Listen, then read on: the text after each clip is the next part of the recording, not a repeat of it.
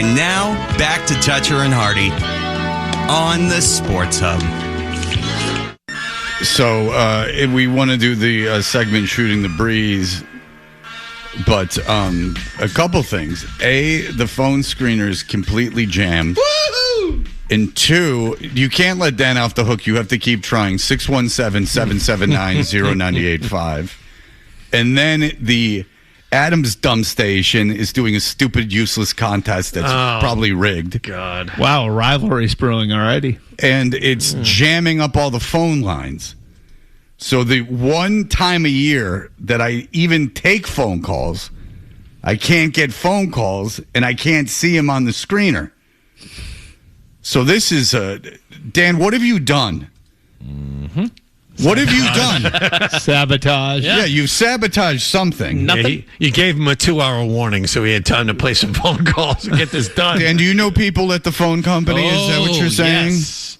Yep, a lot of friends of mine work for Verizon. Okay, I need one of you guys to reset the phone screener. I can't see anything. And I also need you to answer the phones. Ryan, go out and get me some food.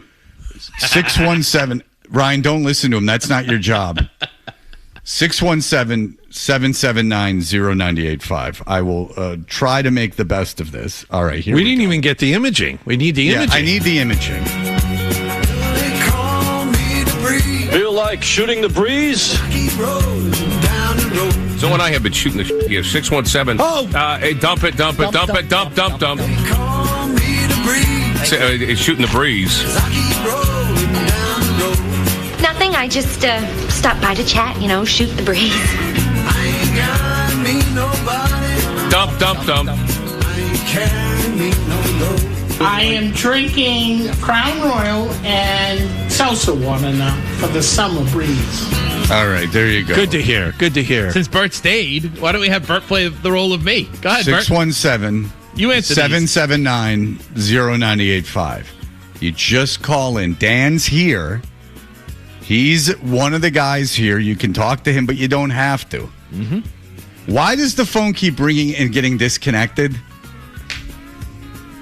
This station is really something else. And I imagine there's a team of... Yeah, we can only get 2 phone calls at a time, so this is what we're going to have to do. All right. Tom, go ahead. Yo, Freddie T, long-time listener, first-time caller. Thank you, Tommy. I just wanted to... Yeah, I hope your dad's doing all right, man. Well, it's been disgusting, to say the least. Go ahead. Yeah.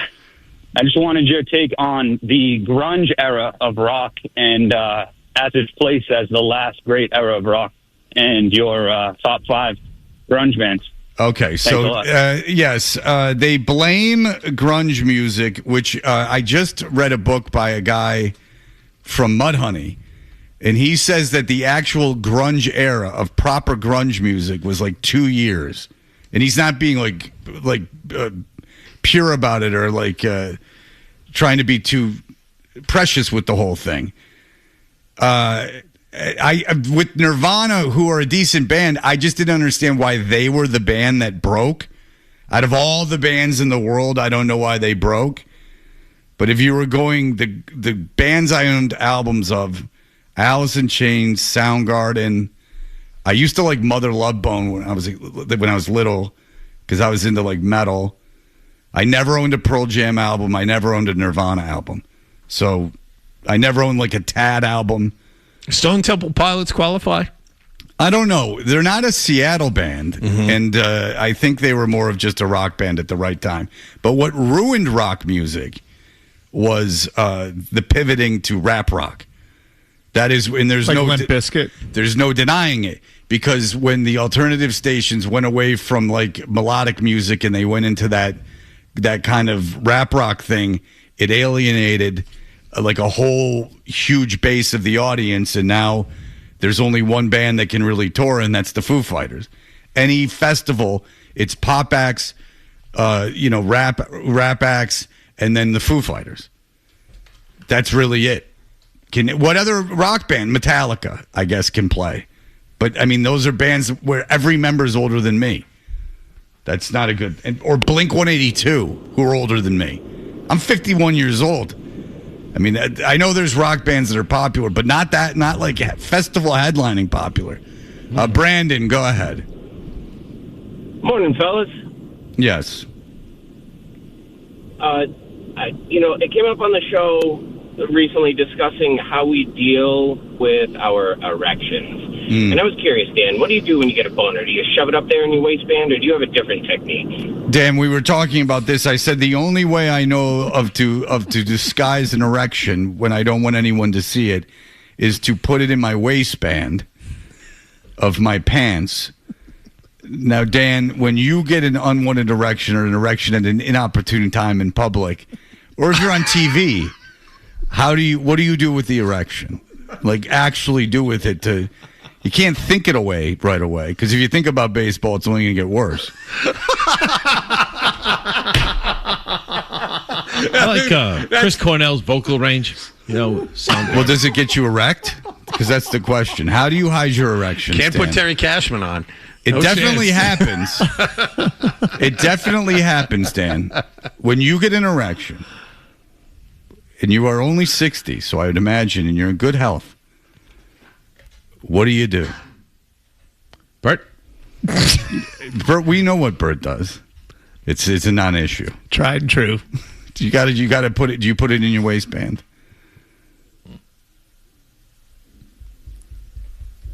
Have you ever gotten aroused on the air?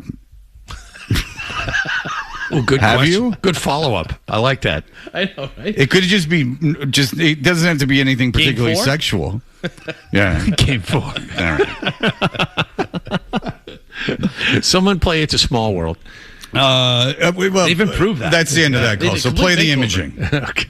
Or get on this image. It's Shooting the Breeze. Shooting the Breeze. Shooting the Breeze. Shooting the Breeze. Dan, go ahead. Gentlemen, good morning. I wanted to ask Dan Roach how he feels about Freddie T had an old partner for many years, and that new partner is on another radio station now in the afternoons. I just want to ask Dan's opinion, how he compares the two shows, and if he likes the new show better with Hardy, or if he favors the old show with the other guy. Yeah, Dan. What show do you like better? The other one. Damn it. No. I knew you would go there. I've had acquired... I like you guys. You're very comfortable. Thank you. Yeah. It's very... Because that's what you want. It's part of my day. It's just a very benign, comfortable... Yes. Like a very... Just a... Like kind of almost like a background noise. Not benign. No. Something that would be good in an elevator. I laugh. I have a good time. When you don't want to get anyone too excited, you put the show on. No. Don't misinterpret what I said. And you will be interested to know this. John can speak of this. How often have I mentioned Rich's show? 0. The morning show on ZLX, I wanted to fail miserably. This is such a pathetic thing. I don't even talk about it. I don't even think about it. I don't even care. Sitting around at a cocktail party shooting the breeze. Ask John. The breeze. John's the one constant. He's I like never baseball. bring it up. I do. I never bring it up. No, you do not. I don't think about it. So that's at least mental health points in my book. Chase, go ahead. Hey, what's up, boys? I'm going to let Danny off the hook on this casual Friday while the boys are driving to work. Yeah, Dan, you got a quick dad joke for the bros who are just cruising in on their Friday, looking forward to the weekend? Yeah, Dan, you won't uncover what you do with an erection that you need to hide. Why don't you give us a little fun thing for us to I heard tell a to good the one kids? today, actually. Why did the Scarecrow win an Emmy Award? Why? Because he was outstanding in the field. What? Where did you hear this morning? That's really good. That was pretty good. As I was leaving my nursing home, Fred. No, where did you hear? Did you really hear it this morning? Or was that just a folky way of telling it? That's the beauty of Shooting the Breeze, Fred. Feel like shooting the breeze?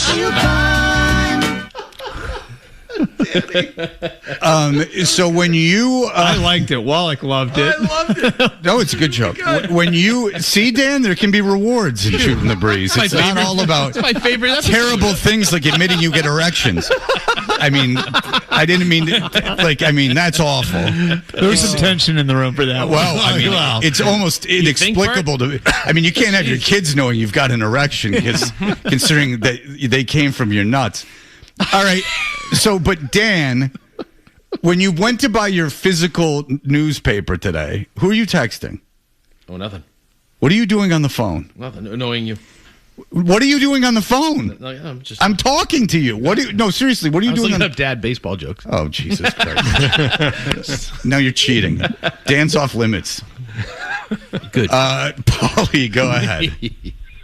Fred, I'll tell you what if I become aroused in the wrong time and place, and I played a ton of hockey all my life. I think of hockey, think of playing hockey, and for some reason, don't know why, it works. It works every single time. No, those locker rooms, though, that would get me all excited. Okay, go ahead. My soulmate, God rest her soul, used to say to me when it would happen, say in the wrong time and place, she said, hockey, Paul, hockey. You have great strength of imagination. Yes. Fred, I love you. I'm sorry to hear about the struggles with your dad, especially you, because I lost my dad in early December, and as you well know, I've told you before, you and my father share the same birthday, which is January 16th. I'm sorry about your father. Now, Fred, and I know that you've met the Black Crows, and I know you know them from your days down in Atlanta, and I want you to come to the Black Crows show tonight, Fred. Talking about music a little while ago, you're disappointed. You know what's funny is I've never met the Black Crows. They were in Atlanta well before I got there. I got to Atlanta in like 99, and I think that they had already left, and they might have already been broken up. I think the album with the pubic hair came out right around the time I started at 99X, and no one was playing that. Go ahead.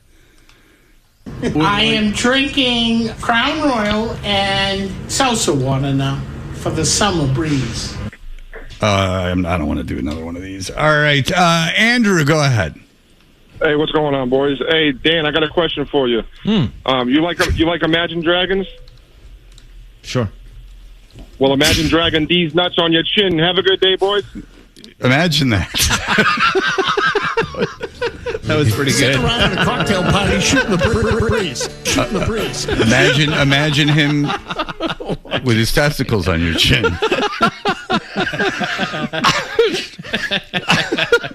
That actually made Dan break his character. That's what you look for. That's all I want. Just the absurdity of him being upset with that, I think it finally got to him. You got me, Freddie. Yeah. Dan broke character. You got to get Dan to break character. That's very rare. That's fantastic. Dan's very good at keeping in character, but the balls thing was too much for him. So congratulations to the caller. Pat, go ahead. I once did that. Huh? I once did that joke to David Ortiz. Did he even understand? So it's getting ready for Game 4 of the Red Sox Colorado World Series in Colorado, and somebody from the Red Sox front office said, we need David to relax a little bit. So I went running out to the batting cage where he was hanging on, getting ready to hit. And I said, "Hey, David," and I said, "He's waiting. They need to talk to you out by the dugout." And I'm like, he's like, "Huh?" And I said, "So like, Fred, blah, blah, blah." And he's like, "Who?" And I said, "D's nuts." You have to go D's, and then you go D's nuts. I forget what I said, but it worked. You can't just say who, and he goes, No. what? And you go, these nuts. Yeah. That's not how. Well, I did it right, though. I tried. I went up to David. He couldn't understand what I was saying, and he goes, who? And I went, my balls, nuts. My nuts, David. Relax. This segment never fails. This is a big game. Never fails. My nuts. It was off to a little bit of a slow start. David, but look now at my nuts. stuck around. Well, See, Bert? it starts slow. There's many technical issues. Pat, go ahead. That's part of my day. All right. What's up, Pat? What's up, Pat? How you doing, buddy? I'm doing pretty good. Love the show. Not sure how much you guys frequent Burger King. It's just something I kind of realized recently is that every time I've ever been, they tell me to pull up to the second window.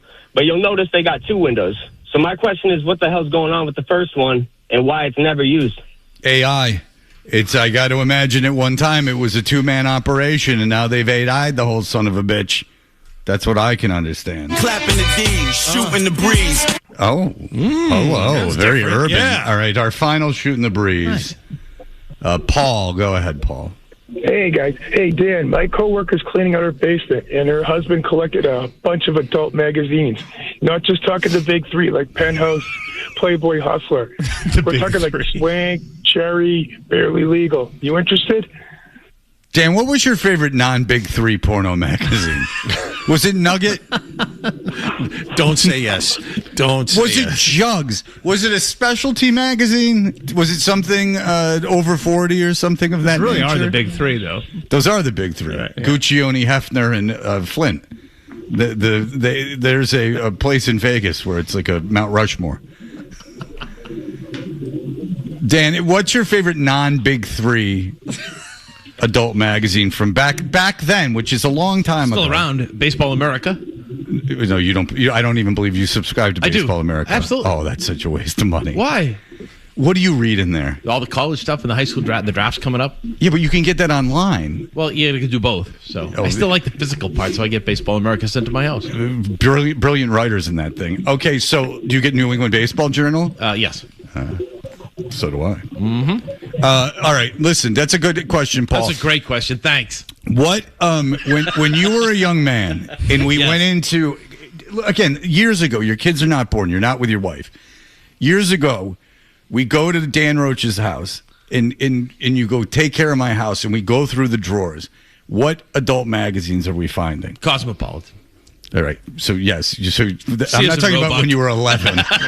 I'm talking about when you were a free man. Have you ever bought an adult magazine? I have not. No.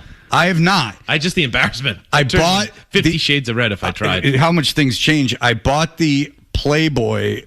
I had a girl buy it for me with Anna Nicole Smith because I was so infatuated with her. Mm-hmm. I bought the one where she was like playmate of the whatever. And I didn't even have the balls to buy that. But if I went into your house, like for instance, when I was a kid, I had an Adult Video News, which is an industry magazine. It's not even very pornographic.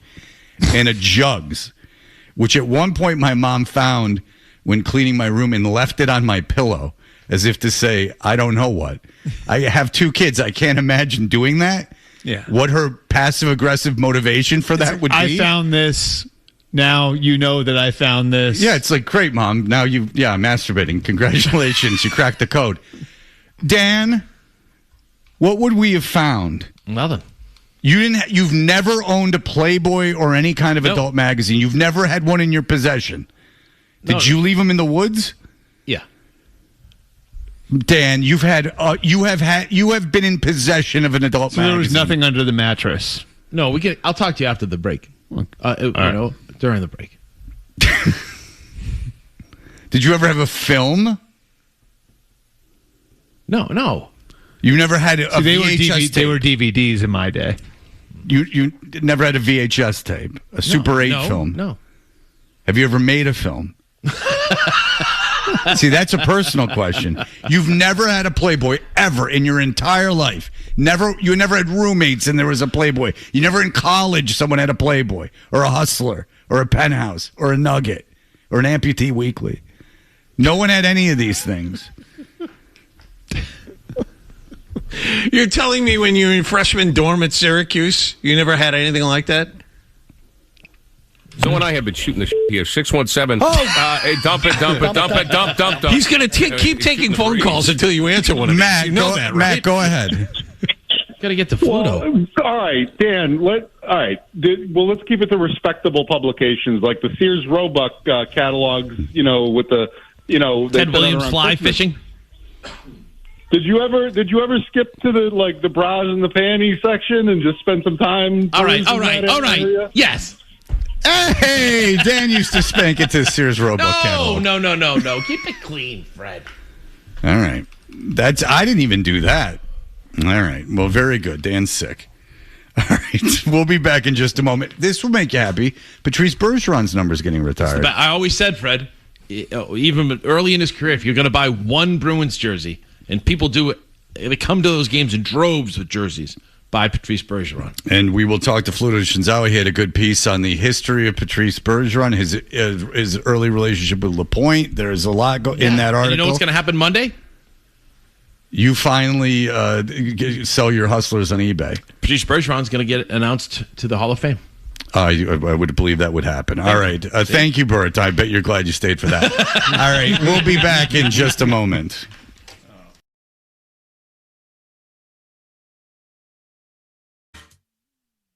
It's never changed. It's never changed. It's the same thing over and over and over and over. It's just never good. It wasn't funny the first time. Toucher and Hardy, mornings on the Sports Hub. And Bergeron a one-timer. Save Reimer. Rebound loose on the top of the crease. Red Sox score! Bergeron in Game 7, and the Bruins win the series!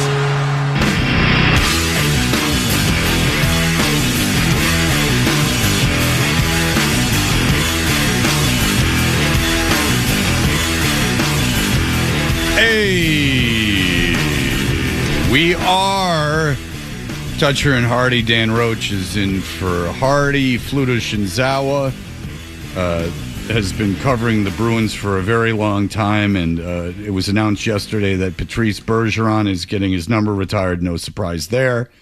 And on Monday, you're saying, Dan, that's when the Hockey Hall of Fame announces its 3 o'clock. 3 o'clock on Monday.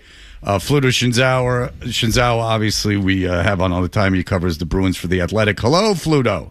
Hi, good morning, Fred. It's good to talk to you. First of all, the belief is Patrice will get in first ballot Hall of Fame, you think? Yep. Okay, so that should happen. And I like that. No hesitation. Just, yep. No problem. I would assume that would be the case. All right, so you had a good piece on you talk about him. So when Patrice came, and he was a young kid. He was 18 years old. Kind of take us through what the team thought about him, expectations, and how they were met early in his career. Well, such a young player in terms of being, because if I recall, I don't think he turned 18 until after he was drafted. So he gets picked in the second round in 2003, and I don't know in terms of initial expectations that they thought, okay, here's this 18-year-old French-Canadian kid who's still growing physically. The hockey sense already is significant, but can he play with men? I think he opened a lot of eyes during that first training camp. And then it was to the point where it didn't make any kind of sense to return Patrice to junior just because mentally he was ready. Maybe physically there was some growing that he certainly had to do at that age, but everything else already at that point of his career was already professional. So, and which speaks to that was a trait that was consistent from A to Z with Patrice, right? The professionalism, the commitment of this is his job, his livelihood, and to take that seriously, to be invested in all phases of his job, and to be so committed to every detail about the work that was required of him. I think that's just such a characteristic hallmark of who he was, how he approached his livelihood. Because I think all of his coaches would say that, boy, you could really depend on Patrice any situation, and that's a coach's dream. The one thing about Bergeron is, two things. One, I always said, like, I said it to him, you'd be the guy that you'd want your daughter to bring home, as far as the boyfriend goes and concerned because of his character, but also Fluto standing there in 2013 when they lost to Chicago, when it looked like they were going to go back for a Game 7, then it was going to go to overtime, and then they lost. Bergeron, if you look at the litany of injuries, he suffered a punctured lung in that game, separated shoulder. He had broken a rib during Game 5 and a torn rib cartilage during Game 4, yet he came out after the game, spoke to the media, and then spoke to the French media in French, and then got on an ambulance to the hospital after that game. Said everything about his character, especially his toughness, which we hear about hockey players, but he was as tough as they come. It looked horrible too, right? Yeah. That night, just and literally had trouble breathing. You can even go back, Dan, to 2008 when he comes out with a neck brace on after his that was a life-threatening concussion in terms of getting decked from behind. in horrible shape, affected by the light, everything, dizzy, fatigue, everything, comes out in the neck brace and discusses, quite frankly, how he was feeling and what his health situation was. So, yeah, professional, again, on all accounts. Fluto, one of the many calling cards to a supposed expected Hall of Fame career is how good a defensive forward Patrice Bergeron was when he played and how good a faceoff guy he was. It sounds to me like he's probably the best defensive forward in Bruins history. Where would you put him in NHL history? Well, by definition, John, to have won the Selke 6 times, nobody else has done that. So by that measure, best ever in terms of two-way game. And right, not the fastest skater. That wasn't his strength, but to be able to process the game and to think it, to put himself in positions where he needed to be on the right side of the puck, above the puck, in pretty much all situations, again, goes back to the hockey sense and the commitment. Because he, as Patrice showed later in his career, this is a player that had offensive skill and firepower. We all saw it when he played with Brad and David on that top line. So the numbers could have been significantly better had Patrice wanted to focus on offense. But this was somebody who took that side of playing so seriously. So yeah, best ever, I think you could say. Wow, best ever. And so first ballot Hall of Famer, getting the jersey retired. Now let's kind of fast forward here to the future. The Bruins made like a trade yesterday. It's hard for the layman to understand, including myself. Can you explain just what happened in the significance of it, if any, of what they did yesterday? Sure. It was player Andre Gasso was the player. 7th round pick in 2021, so never really a high end player in terms of. It's very unusual for those types of players to make it. So good on Andre to put himself in position to possibly make the NHL. And 4 years at BC, no small thing, and captain his senior year, consistent player, really developed himself into a good pro style player. But the issue with that kind of player is when you're 4 years out from your draft year, you can become unrestricted so if he could have stayed unsigned until August 15th of this year, then at that date he could have signed with anybody, a completely unrestricted free agent, no obligations to Boston.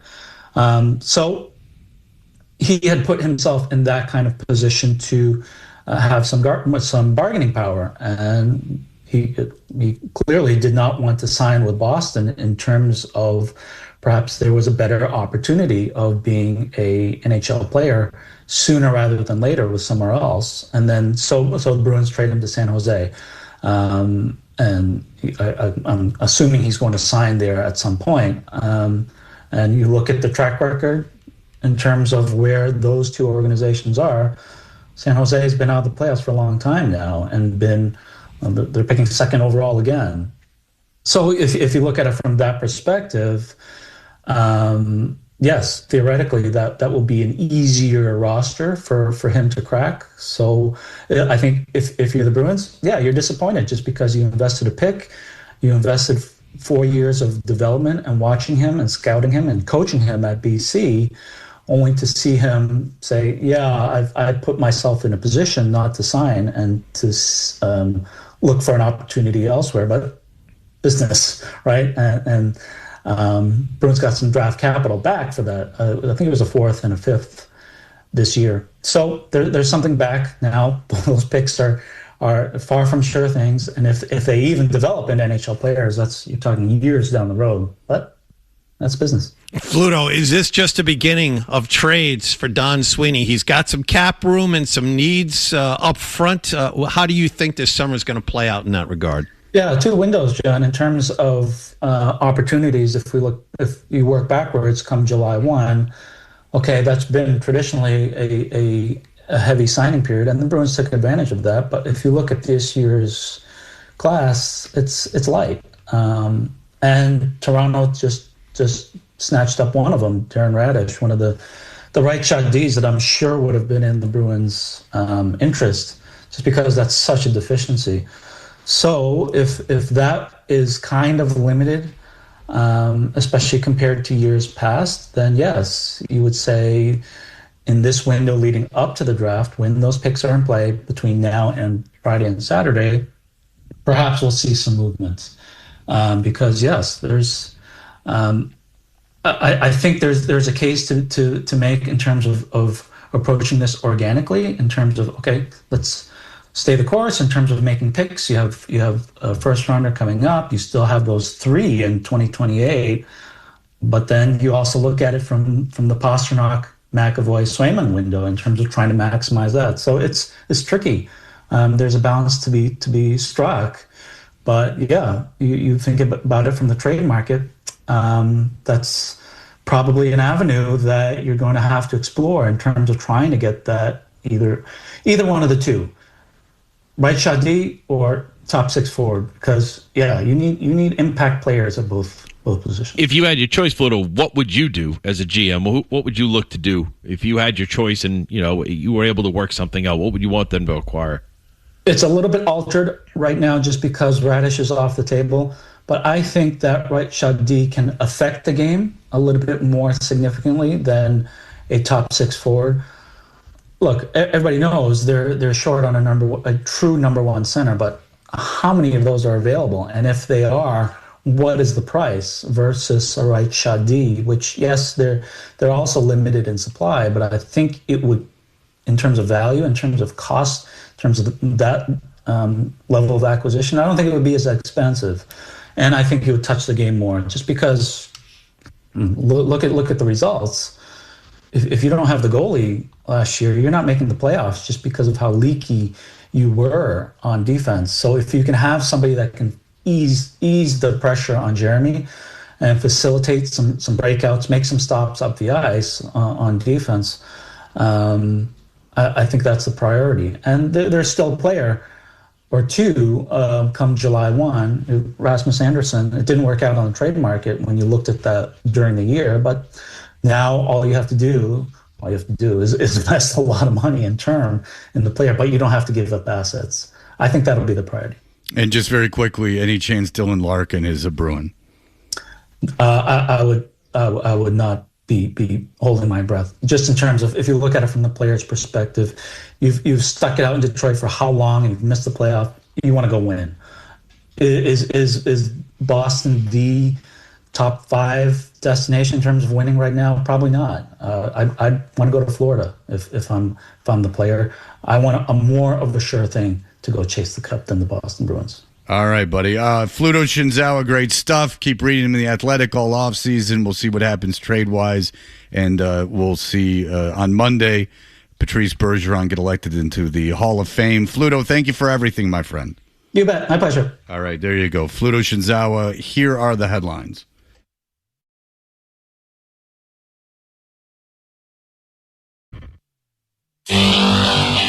Ticket not punched. Hardy. No, the ticket's not punched. Fred. You got a bunch of stuff wrong when you talk. So much for this country. Dutcher and Hardy. I guess this country's a bunch of buffoons that don't know the rules. You idiot. The Sports Hub.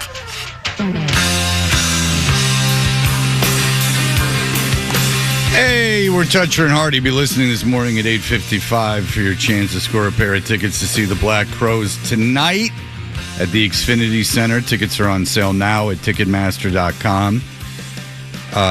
Dan Roach is here today, and we have a guest, Anthony. So what happens is sometimes charities will go, can you give anything? And since we have nothing, we will go, I'll go, oh, well, if someone wants to sit in on the show, they can do so. Now, you'll recall there was this even more special opportunity where you could play golf with the show at the big sports club golf tournament. And, Felger and Maz went for $10,000. Mm-hmm. So with the golf tournament, we had a kid that showed up.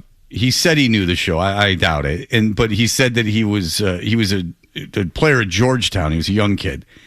And what happened is some kid's mom bid on it, then gave it to their kid, and their kid couldn't go, so they gave it to this kid. And today we have Anthony in studio, and Anthony works for a charity that had an auction where someone bid on our show out of just like most likely seeing that there was no bids on it, and then bid on it, won, and said, I don't want it. And so they just, Anthony works over there, and so he took it. And he's like, I'll go. Thanks for being here, Anthony. Yeah. So they felt they felt that rather than let it go to waste, they would make someone come and show up. So that's good. This has been a hell of a month. Yeah, for the show. It's really good for the ego. Yeah. I mean, like we had a kid that had no idea who we were, and now we have a guy. Now he likes the show. Anthony likes the show. But Thank it's you, the Anthony. principle of the thing. He had nothing to do with bidding on it. But they had to search for someone who actually liked the show. They had to That's find awful. someone. Was it like a big email that went out? And, you know. I just mentioned, I saw it, that it was an item for bid. I was like, I've been listening to them for like 20 years. So the person... He was walking down the street by the event. Yeah. Hey, I know that show. Well, listen, we appreciate it. We appreciate you showing up. It would have been very embarrassing if no one would have shown up. All right, John, the U.S. is playing in the World Cup today. It's at 3 o'clock. This game is where? It's in Seattle. Okay. It's in Seattle at the home of the Seahawks.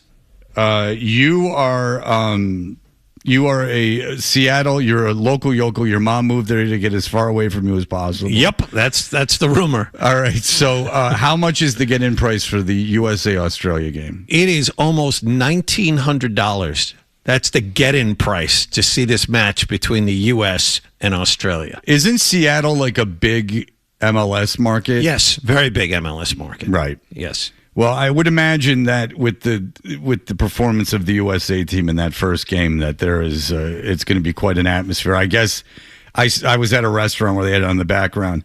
That Canada-Qatar game was in Vancouver, and I guess that got all crazy. But then some dude got his leg broken. Yeah, no, that was an interesting match to watch.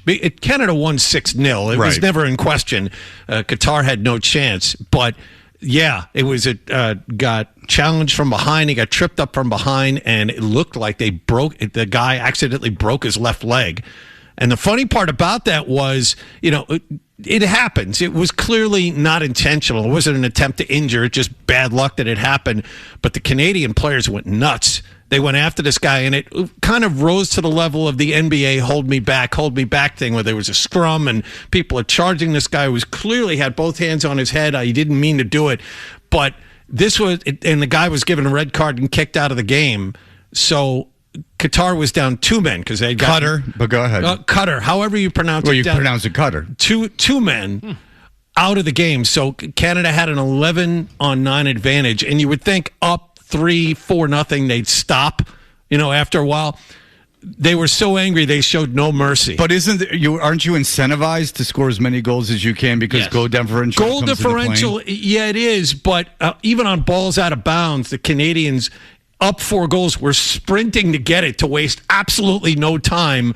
I mean, Qatar didn't possess the ball in the Canadian half of the field for the final 25 minutes. Oh, wow. I mean, the goalkeeper was near midfield just to make sure to get the ball back to his forwards so they could get it back into the Qatar penalty area as quickly as possible. They said it was a gruesome injury. There's goal. It was. Yeah, it was on in the background. I saw it he was live. on the field forever. Yeah, the coach said he could hear the snap. But the reason I think that the Canadians, it had nothing to do with goal differential. The two coaches shook hands. You think that they were pissed? The Canadian head coach wanted nothing to do with the Qatar head coach, who tried to explain what had happened. The Canadian head coach shook him off and ran away from him.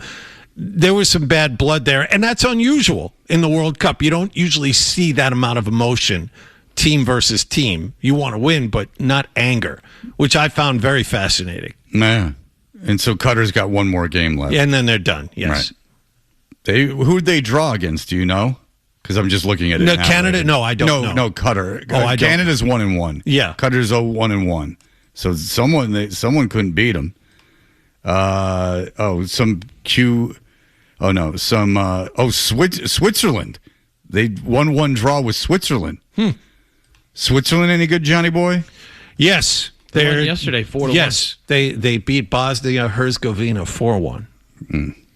And now they play Canada in the final game of the group next week to decide who wins it.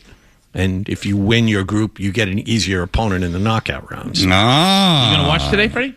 Yeah. If at 3, between the hours of 3, whenever it's over, yes, certainly. If I'm home, I will put it on. Especially now, Friday is a big Seinfeld day on Comedy Central. They devote a lot of time to Seinfeld, so this is going to be a situation where there's going to be some flipping. But yes, of course, if I'm home and I know that, yes, I would absolutely put it on. I won't be home. Mal's got a game, so it's a moot point. No. All right, caller number 10 to the contest line, 617-931-0985. We'll score a pair of tickets to see the Black Crowes tonight at the Xfinity Center. Tickets are on sale now at Ticketmaster.com. When we come back, Danny Rocha always comes prepared, and he has for us a game that he has invented. You'll remember the last game, John, was a real barn burner. It was awesome. It was like baseball or baseball. No, this one's, I don't know. I don't feel great about it. But that's the old. The scary thing is he felt good about the last one he brought. I know. This one's going to really doesn't feel good about this one. This one's going to be terrible. Oh boy! All right, we'll be back in just a moment.